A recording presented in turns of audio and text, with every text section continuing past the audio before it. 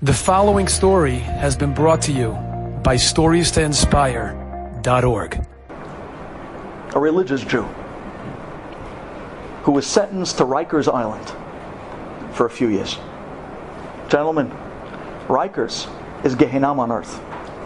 Physically, mentally, spiritually, Gehenna. And like Rabbi Avram Shor tells over the story, every Askan tried, called, petitioned just to beg the judge, anti-Semitic judge, beg the judge, please, not Rikers, send him to a different penitentiary, send him to upstate, don't send him to Rikers, he's a religious Jew, have some mercy. Anti-Semitic judge, nothing doing. He insisted, Rikers and no other place. No matter what they did, no matter who they called, they went all the way up to the White House. No one could move the judge. And Hazit, this religious Jew, was on his way to Rikers. They found out that there was one guy, his name was Seth. This guy is in charge of all the transfers. For those who are brought to Rikers, he has the power of when and how to transfer them out of the jail. So he was their last ditch effort. They call up Seth, this guy, and they're begging him, religious Jew, please, the day he gets there, transfer him out. Get him out. Save his life. And this Seth, he says, guys, listen, I understand, but if the judge wants him in Rikers, he's staying in Rikers. There's nothing I can do for you. And that was it. At least that's what we thought. Look what it means. Borei Olam, to send us a wink and a smile and remind us that he's right there.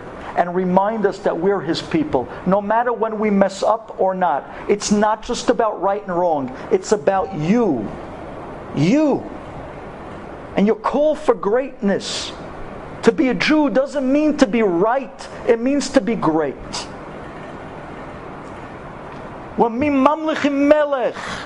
That makes us royalty. Act like it. Look what Borei Olam does. You want to hear the end of this story? That night, this Abid guy, Seth, the one that's in charge of the transfers from Rikers, he gets a phone call from the Carolinas that a family member of his passed away. So that night, he takes a flight and he flies out. He's there for the funeral, and the next day he couldn't get a flight, so he comes back on Greyhound. He comes back on a bus.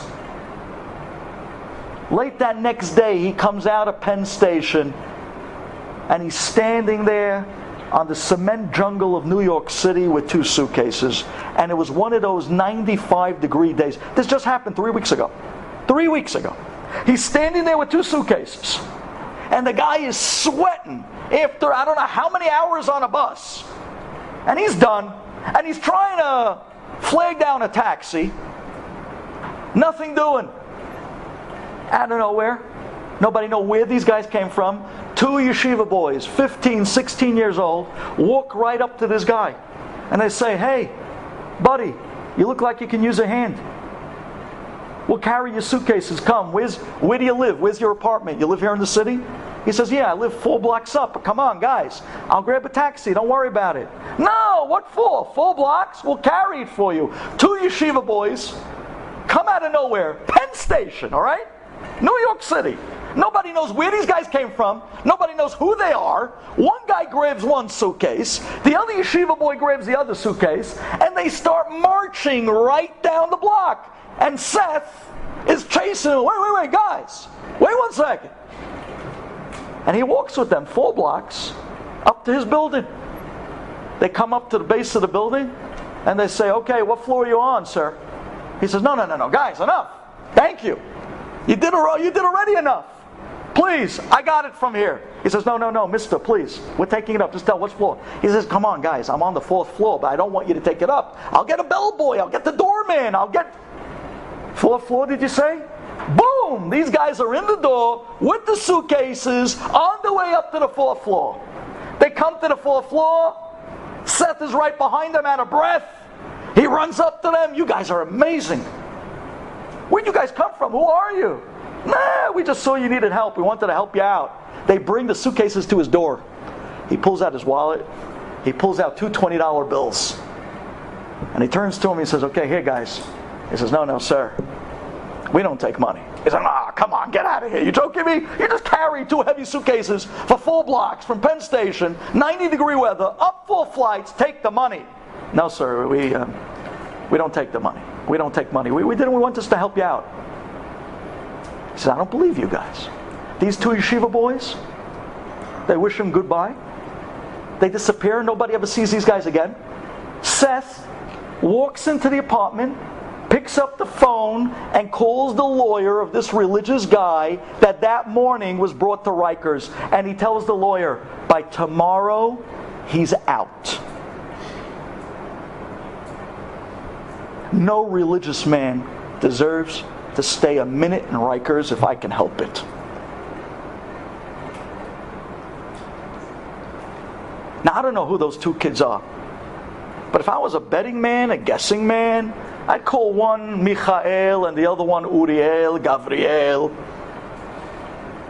Ve'al Roshenu Shechinat El.